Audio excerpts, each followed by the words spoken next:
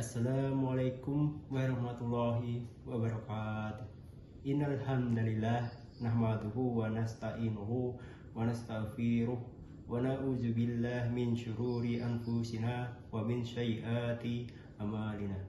Wa yahdihillahu fala mudillillah wa ma yudlilillah fala hadiyallah. Asyhadu an la ilaha illallah wahdahu la syarikalah wa asyhadu anna Muhammadan abduhu wa rasuluh.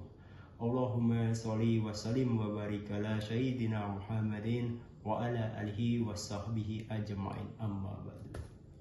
Hadirin jamaah Jumat rahimakumullah. Pada kesempatan Jumat yang mulia ini, mari kita bersama memanjatkan puji dan syukur kepada Allah Subhanahu wa Ta'ala atas segala limpahan karunia dan nikmatnya untuk kita semua. Mari kita isi hidup ini dengan ketaatan dan ketakwaan yang akan membawa keselamatan dan kebahagiaan bagi kita untuk kehidupan di dunia ini. Semoga kita semua mendapatkan keselamatan dan kebahagiaan di akhirat nanti.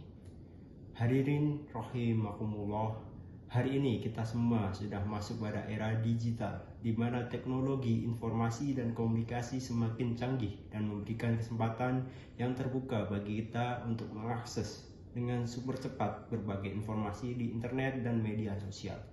Interaksi sosial di dunia maya sudah semakin bebas dan semakin sulit untuk dibatasi. Masing-masing orang menggunakan media sosial untuk kepentingannya sendiri-sendiri, dari sekedar mencari popularitas, mengais rezeki, hingga bahkan untuk tujuan-tujuan politis yang cenderung kotor dan tidak memperhatikan halal dan haram. Belum lama ini, Microsoft merilis Digital Civility Index atau yang disebut dengan indeks keberadaan digital untuk mengukur tingkat keberadaan atau kesopanan pengguna internet di dunia. Survei yang dilakukan sepanjang tahun 2020 ini memberikan laporan yang hasilnya mengejutkan. Rupanya negara kita, Indonesia, berada di urutan ke-29 dari 32 negara yang disurvei. Kita ternyata memiliki tingkat kesopanan yang sangat rendah bila dibandingkan dengan negara-negara lain. Bahkan untuk wilayah Asia Tenggara pun, netizen Indonesia dinilai yang paling rendah tingkat kesopanannya. Hadirin rahimakumullah, sangat memprihatinkan bagi kita karena ternyata media yang ada di genggaman kita kerap digunakan untuk berbagai hal yang tidak produktif, bahkan sangat berpotensi untuk merusak tatanan kehidupan. Disebutkan dalam laporan ini bahwa terdapat dua hal pokok yang menjadikan kita dianggap tidak sopan atau tidak beradab dalam menggunakan internet. Yang pertama, karena media sosial kita masih banyak menampilkan hoax dan penipuan. Lalu yang kedua, karena masih banyak dijumpainya ujaran-ujaran kebencian. Tidak bisa kita pungkiri, kaum muslimin yang mayoritas di negeri ini tentu menjadi bagian yang tidak terpisahkan dari citra negatif ini. Meskipun berat, tapi kita harus menerima kenyataan bahwa pelaku hoax itu sebagiannya adalah saudara-saudara yang muslim. Ujaran-ujaran kebencian masih kerap kita jumpai dalam interaksi kita sesama muslim. Dengan berbagai dalih, kita masih suka menjelek-jelekan saudara sendiri, mencela dan menganggap remeh orang yang berbeda pemahaman. Kita masih suka melontarkan sebutan atau ujaran yang tidak sepantasnya disampaikan kepada sesama muslim. Seringkali karena perbedaan warna politik, satu kelompok mencibir kelompok yang lain dengan sebutan yang tidak pantas untuk diucapkan. Sebutan ahli bidah, ahli neraka, fasik, dan kaum munafik masih sering kita jumpai di perbincangan umum, termasuk di mimbar-mimbar pengajian, dan lebih banyak lagi kita jumpai di media sosial. Hadirin rahimakumullah, ada satu hal yang perlu diwaspadai oleh kita kaum muslimin ahlus sunnah wal jamaah tentang doktrin yang diajarkan oleh kelompok ekstremis. Doktrin yang dimaksud adalah al-wala wal bara. Doktrin ini dianggap memberikan sumbangan terbesar pada lahirnya kebencian dan permusuhan. Pada awalnya dahulu doktrin ini diperkenalkan oleh Imam Ibnu Taimiyah untuk menjelaskan kedudukan kaum muslimin di hadapan orang-orang kafir. al-wala, yang berarti kecintaan dan perlindungan, mengharuskan seorang muslim hanya mencintai dan melindungi sesama muslim saja dan menjauhi pergaulan dengan orang-orang kafir. Sedangkan al-bara, yang berarti berlepas diri, mengharuskan melepaskan diri dari seorang muslim yang menolak doktrin al-wala, yakni masih mau bergaul dan bersahabat dengan orang-orang kafir. Bila terjadi hal yang buruk atas mereka, maka tidak ada kewajiban bagi muslim untuk menolong atau bersimpati kepadanya karena dia juga dinilai telah kafir. Doktrin al-wala wal-bara ini kemudian dipopulerkan oleh kelompok Salafi dan dianggap sebagai salah satu dari prinsip akidah mereka. Dengan doktrin ini, mereka sangat menekankan kebencian terhadap orang-orang kafir. Bahkan kemudian bukan hanya orang kafir saja yang mereka benci, tetapi kelompok muslim yang menurutnya tidak sepaham dengan pemahaman mereka. Di tangan kelompok ekstremis, doktrin al-wala wal-bara telah dijadikan sebagai dalih untuk memusuhi sesama muslim yang hakikatnya tentu ini sangat bertentangan dengan nilai-nilai dasar yang diajarkan oleh Allah dan Rasulnya, bahwa kita harus menjaga persaudaraan sesama muslim. Islam sendiri mengajarkan penghormatan kepada mereka yang non-muslim. Dalam Al-Quran, mereka yang non-muslim sering disebut dengan panggilan ahlul kitab. Tidak semua ahlul kitab bisa disebut kafir ardi atau orang kafir yang boleh diperangi. Rasulullah sendiri menyampaikan larangan untuk menyakiti zimmi atau mereka yang bukan muslim tapi tidak memusuhi umat muslim. Dalam hal ini Rasulullah Shallallahu Alaihi Wasallam bersabda, "Man ada dimmiya faqad adani wa man adani faqad anna Allah." Barang siapa yang menyakiti seorang zimmi atau non muslim yang tidak memerangi umat muslim, maka sesungguhnya dia telah menyakitiku. Dan barang siapa yang telah menyakitiku, maka sesungguhnya dia telah menyakiti Allah. Hadis riwayat Tabrani. Hadirin rahimakumullah. Dalam hal pergaulan kita sesama muslim, Allah Subhanahu wa taala telah menyampaikan pedoman agar kita selalu menjaga kehormatan. Hifzul irdi.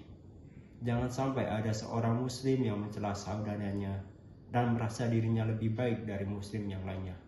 Allah Subhanahu wa taala berfirman dalam Al-Qur'an surat Al-Hujurat ayat 49 surah 11.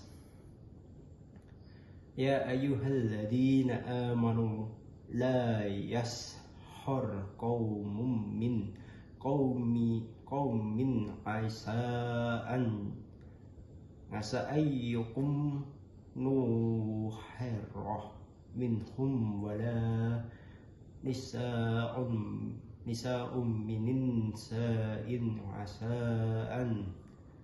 asa ayyakun fa'irum minhuna wala yalmidhu anfusakum wala tanabaru bil alqab bisa ismul fusuku badal iman waman lam yasaqub falulaika humut tolimun. Wahai orang-orang yang beriman, janganlah suatu kaum mengolok-olok kaum yang lain, karena boleh jadi mereka yang diolok-olokkan itu lebih baik daripada mereka yang mengolok-olok. Dan jangan lupa perempuan-perempuan yang mengolok-olok perempuan lain, karena boleh jadi perempuan yang diolok-olok itu lebih baik daripada perempuan yang mengolok-olok. Janganlah kamu saling mencela dan saling memanggil dengan julukan yang buruk. Seburuk-buruk panggilan adalah panggilan fasik setelah beriman. Siapa yang tidak berobat, mereka itulah orang-orang zalim. Hadirin rahimakumullah, menyampaikan kebencian mencela mengutuk, dan semua jenis kalimat kotor yang dilontarkan oleh seorang muslim sama sekali tidak mencerminkan akhlak yang baik. Rasulullah menegaskan, laisal mu'minu bitta'ani walal law'ani walal fahisi walal badih. Seorang mukmin bukanlah orang yang banyak mencela, bukan orang yang banyak melaknat, bukan orang yang keji, dan bukan pula orang yang kotor omongannya. Hadis riwayat Ahmad dan Tirmizi. Rasulullah juga bersabda, sibabul muslihi fusu'un faqital hu kafroh. Mencaci maki seorang muslim adalah suatu kefasikan dan membunuhnya adalah kekufuran. Hadis riwayat Bukhari Muslim. Hadirin rahimakumullah, untuk menutup khutbah ini mari kita renungkan kembali pesan Rasulullah yang menyampaikan pentingnya kita semua untuk menjaga lisan kita. Rasulullah sallallahu alaihi wasallam berpesan, man kana yu'minu billahi wal yaumil akhiri falyaqul khairan aw liyasmuh. Artinya, barang siapa yang beriman kepada Allah dan hari akhir, maka hendaklah ia berkata yang baik atau hendaklah ia diam. Hadis riwayat Bukhari Muslim. Kata khairon atau baik yang dimaksudkan adalah hadis ini menurut Imam An-Nawawi mengharuskan kita untuk memastikan bahwa kalimat yang kita sampaikan jelas mengandung nilai maslahat atau kebaikan. Tidak semua informasi boleh disampaikan dan dikabarkan kepada khalayak ramai. Sebaiknya terlebih dahulu kita cek dan recheck apakah informasi tersebut sesuai kenyataan atau hoax. Walaupun sesuai kenyataan, apakah cara kita menyampaikan informasi tersebut akan menyebabkan kerugian bagi sekelompok orang? Apa tidak sebaiknya kita konfirmasi terlebih dahulu ke pihak yang terkait? Apa tidak sebaiknya kita lakukan cover both side, mengonfirmasi kepada kedua belah pihak apabila menyangkut dua pihak yang berkonflik? Pendek kata, yang lebih aman bagi kita menyebarkan informasi yang di dalamnya mengandung kebaikan dan keselamatan bagi orang banyak. Dan itu pun harus tetap mengikuti norma dan peraturan yang berlaku di masyarakat. Hadirin rahimakumullah, demikian khutbah ini, semoga memberikan kesadaran kepada kita akan pentingnya menjaga akhlak dan etika, termasuk etika dalam bermedsos dan bergaul di dunia maya. Tidak pantas lagi bagi kita untuk menyampaikan ujaran kebencian dan kalimat-kalimat kotor lain. Walaupun itu sebatas hanya di media sosial, karena pada hakikatnya semua yang kita lakukan akan dimintai pertanggungjawabannya di sisi Allah Subhanahu wa Ta'ala. Mari kita isi media sosial kita dengan sesuatu yang positif dan akan membawa keselamatan, kemaslahatan bagi orang banyak. Semoga Allah selalu melindungi kita dan memberkahi hidup kita dengan limpahan karunia-Nya. Amin ya rabbal alamin. Barakallahu li wa lakum fil Qur'anil azim wa nafani wa iyyakum bima fihi minal ayati wa zikril hakim. Aqulu qawli hadza wa astaghfirullah li wa lakum wa li syairil muslimina min kulli dhanbin fastaghfiruhu innahu huwal ghafurur rahim.